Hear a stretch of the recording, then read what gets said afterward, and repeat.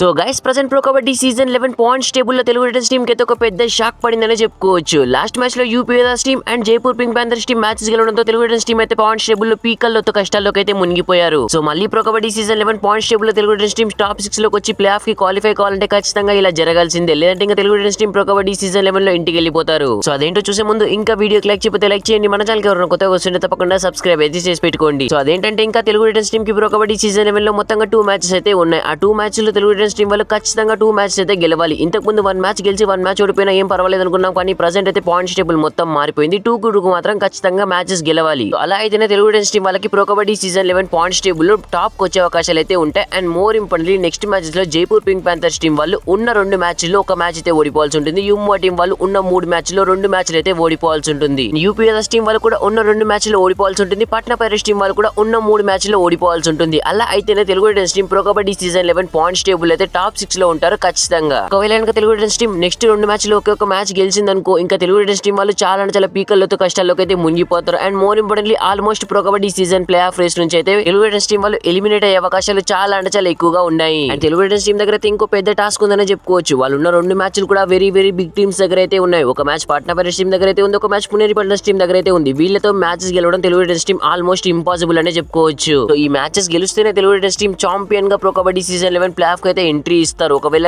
ఈ మ్యాచెస్ లో Telugu titans team కనుక ఓడిపోయిందా, ఇంకా తెలుగు టైటన్స్ టీం కహాని కథం అని చెప్పుకోవచ్చు. ఈ మ్యాచెస్ లో తెలుగు టైటన్స్ టీం ఒక్క మ్యాచ్ ఓడిపోయినా సరే ఇంకా ఇంటికి వెళ్ళిపోతారు. తెలుగు టైటన్స్ టీం ఈ 2 మ్యాచెస్ లో కనుక ఖచ్చితంగా గెలవాలంటే పవన్ కుమార్ షెరావత్ మాత్రం టీమ్ లో అవుట్ స్టాండింగ్ ఫార్మేస్ అయితే కనబరచాలి. సో అలా అయితేనే తెలుగు టైటన్స్ టీం ఈ 2 మ్యాచెస్ లో గెలుస్తారు. పవన్ షెరావత్ తో పాటు తెలుగు టైటన్స్ టీం డిఫెన్స్ కూడా ఈ 2 మ్యాచెస్ లో చాలా అద్భుతంగా ఆడాలి. ఇప్పటి వరకు సీజన్ లో ఆడిన మ్యాచెస్ మొత్తం ఒక లెక్క, తెలుగు టైటన్స్ టీం ఆడే ఈ 2 మ్యాచ్లు మాత్రం ఒక లెక్కనే చెప్పుకోవచ్చు. సో తెలుగు టైటన్స్ టీం ఈ మ్యాచెస్ గెలవాలంటే తెలుగు డిఫెన్స్ చాలా అద్భుతంగా ఫార్మేస్ అయితే కనబరచాలి. ఈవెన్ మ్యాచెస్ లో అయితే పాయింట్స్ ఎక్కువగా సాధించి పాయింట్స్ ఎక్కువ లీడ్ తో అయితే మ్యాచెస్ గెలవాలి. ఒకవేళ 1 పాయింట్ 2 పాయింట్ లీడ్ తో మ్యాచెస్ గెలిచినా కానీ తెలుగు టైటన్స్ టీం కి అయితే కహాని కథం అని చెప్పుకోవచ్చు. కష్టమవుతుంది pro kabaddi season 11 play off కి రావడానికి. నేనైతే తెలుగు టైటన్స్ టీం ఫ్యాన్స్ కి ఒక బ్యాడ్ న్యూస్ చెప్తున్నాను. తెలుగు టైటన్స్ టీం అయితే కేవలం 1% ఛాన్స్ మాత్రమే ఉంది pro kabaddi season 11 play off కి రావడానికి. మరి తెలుగు టైటన్స్ టీం వాళ్ళు ఆ 1% ని 100% చేసి ఈసారి pro kabaddi season 11 play off కి వస్తారా? సో కింద కామెంట్ సెక్షన్ లో కామెంట్ అయితే చేయండి. వీడియో నచ్చితే ప్లీజ్ అన్న లైక్ చేసి మన ఛానల్ తప్పకుండా సబ్స్క్రైబ్ అయితే చేసి పెట్టుకోండి. Thanks for watching. Have a nice day.